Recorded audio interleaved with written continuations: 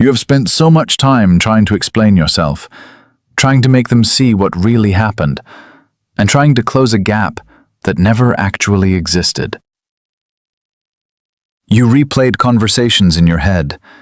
You drafted messages you never sent.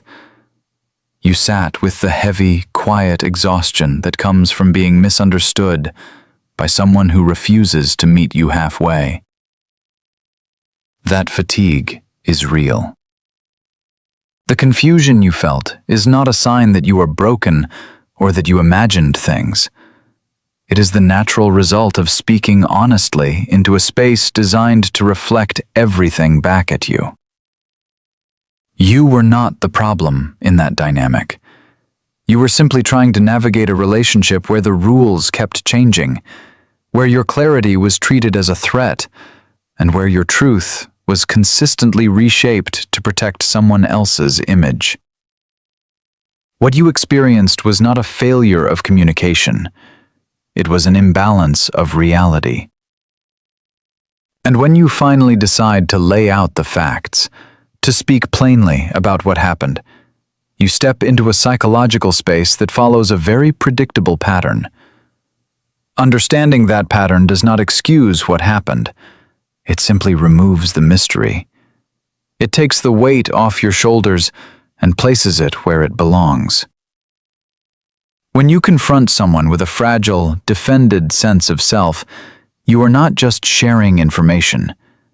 You are triggering a survival response. For most people, hearing uncomfortable feedback creates a moment of pause. They might feel defensive, but they can usually sit with the discomfort, reflect, and adjust. In relationships marked by emotional manipulation and imbalance, that capacity is often blocked by a deep need to maintain control and preserve a carefully constructed self-image. The truth, when it contradicts that image, does not register as feedback. It registers as danger. The psychological concept at work here is simple. When a person's identity depends on being right, superior, or blameless, reality itself becomes a threat. The mind will instinctively rearrange the situation to avoid shame, to avoid accountability, and to restore a sense of control. This is not about malice in every moment. It is about a rigid internal structure that cannot tolerate being seen as flawed. When you speak clearly, you are not attacking them. You are simply refusing to participate in the distortion. But to their nervous system, that refusal feels like an attack. And the response that follows is rarely about you. It is about protecting the structure. The first thing you will often notice is deflection. Instead of engaging with what you said, the conversation shifts. You will hear phrases that redirect blame, minimize your experience, or suddenly make the issue about your tone, your timing, or your past mistakes. Facts get replaced with feelings that belong to the other person. The original point disappears, and you find yourself defending something you never actually accused them of. This happens because direct acknowledgement would require them to sit with discomfort they are not equipped to process. Deflection is a psychological buffer. It keeps the focus moving so that accountability never lands. The effect on you is subtle but draining. You start doubting your own memory. You begin to wonder if you really did overreact, if you really were too harsh, if maybe you are the one who is missing the point. That doubt is not a reflection of your clarity. It is a reflection of the environment. When reality is constantly redirected, your brain tires from trying to track the truth. You become exhausted, not because you are weak, but because you are carrying two versions of the same conversation. The real one, and the one they keep inventing. If deflection does not work, the next layer often involves escalation. The tone hardens. The language becomes sharper. You may face outright denial, sudden anger, or a complete rewriting of events. Sometimes the counterattack is loud. Sometimes it is cold and dismissive. Sometimes it involves bringing up old grievances, shifting the timeline, or pulling in other people to validate their side. This is not random. It is a pressure response. When deflection fails to restore control, the mind reaches for stronger tools to re-establish dominance in the interaction. The psychological drive here is panic disguised as certainty. Admitting fault would mean losing the moral high ground, losing the narrative, and facing the very vulnerability they have spent years avoiding. So the conversation becomes a battlefield, and you are suddenly fighting for the right to your own experience. The impact on you is profound. You start walking on eggshells around your own voice. You learn to shrink your words, to soften your truth, to apologize for simply existing in the conversation. You absorb the tension because you care about fairness, and you mistakenly believe that if you just explain it better, they will finally see it. But fairness requires two people who value reality over comfort. When only one person does, the conversation will never reach resolution. It will only cycle. When the pressure peaks, and neither deflection nor escalation fully restores the desired dynamic, you will often notice a third phase. The conversation abruptly resets. The intensity drops. The subject changes. They may act as if nothing was ever discussed, or they may offer a vague acknowledgement that carries no real weight. Sometimes this looks like sudden warmth, like a return to how things used to be before the tension. Sometimes it looks like silent treatment that eventually melts into normalcy without any actual repair. This is not healing. It is stabilization. The psychological goal here is to restore equilibrium without changing the underlying structure. The mind recognizes that prolonged conflict threatens the relationship's utility, so it shifts back to a familiar baseline. The effect on you is deeply confusing. You feel a rush of relief, followed quickly by suspicion. You wonder if the confrontation actually worked, if things will finally be different, if maybe you were wrong to push so hard. That confusion is intentional in its function, even if it is not consciously planned. When accountability is avoided and the cycle resets, it teaches you that speaking up leads nowhere. It conditions you to accept the reset as progress.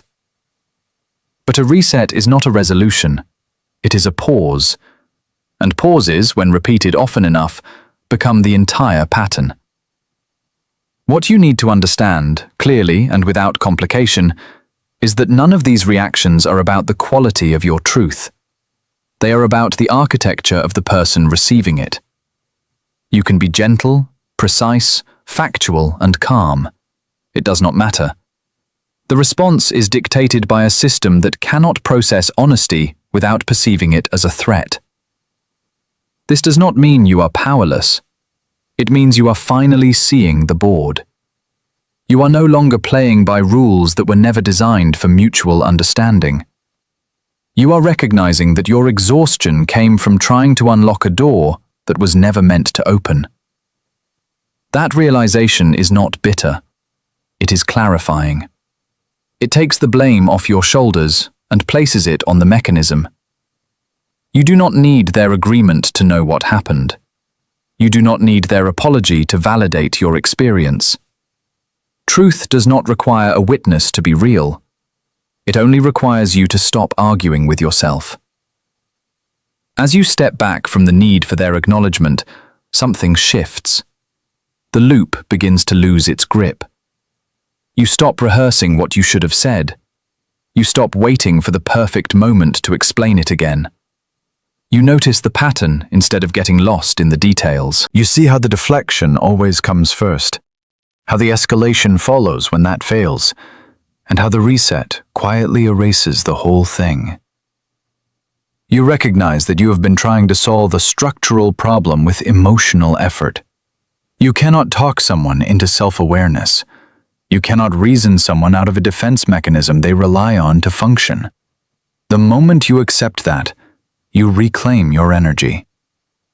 You stop pouring it into a space that cannot hold it. You begin to treat your own peace as non-negotiable. That is where real boundaries are born. Not in anger, not in ultimatums, but in quiet clarity. A boundary is not a wall you build to punish someone. It is a line you draw to protect your own stability. It means you no longer engage in conversations that require you to abandon your reality.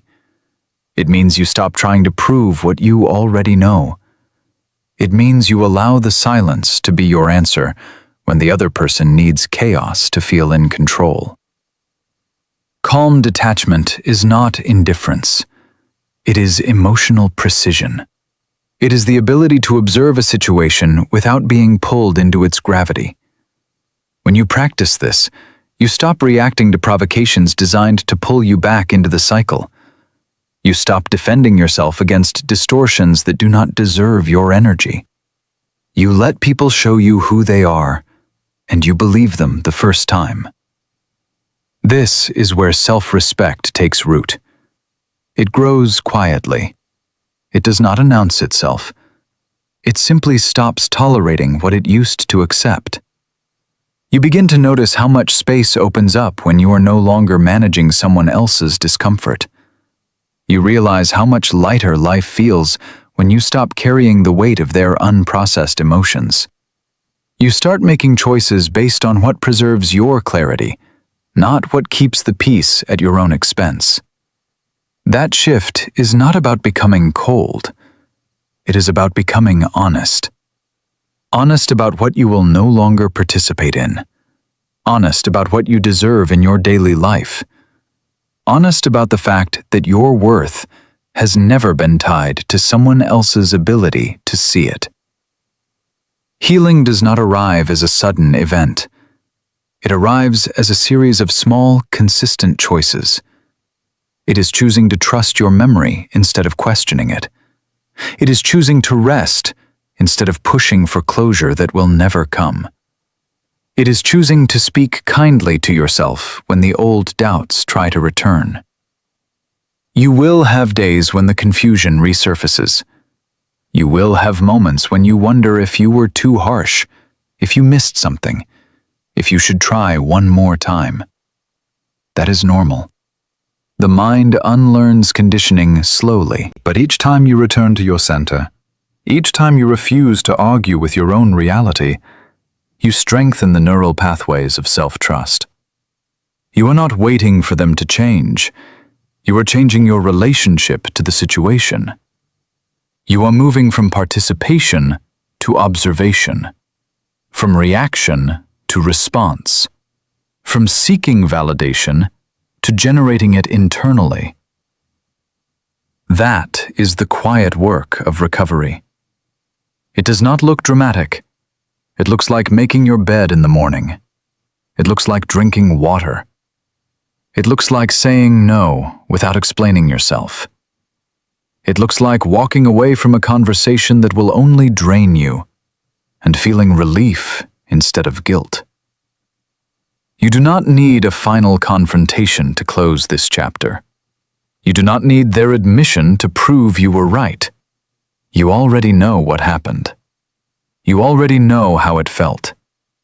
You already know the toll it took on your nervous system, your sleep, your sense of safety. That knowledge is enough. Closure is not something you receive from the person who caused the wound. Closure is something you build by refusing to keep the wound open. It is built by stepping out of the cycle, by honoring your own boundaries, by treating your peace as a priority rather than an afterthought. When you do that, the past stops dictating your present. The patterns lose their power. The confusion fades into clarity. you begin to trust yourself again. And that trust becomes the foundation for everything that comes next. You are allowed to move forward without looking back for permission. You are allowed to build a life that does not require you to shrink, to explain, or to defend your right to feel safe. You are allowed to choose relationships where honesty is met with respect, where conflict leads to repair, where your clarity is valued instead of feared. That is not a fantasy. That is a standard, and you get to set it. The exhaustion you carried was never meant to be permanent. It was a signal. It told you that something was out of balance. You listened. You survived.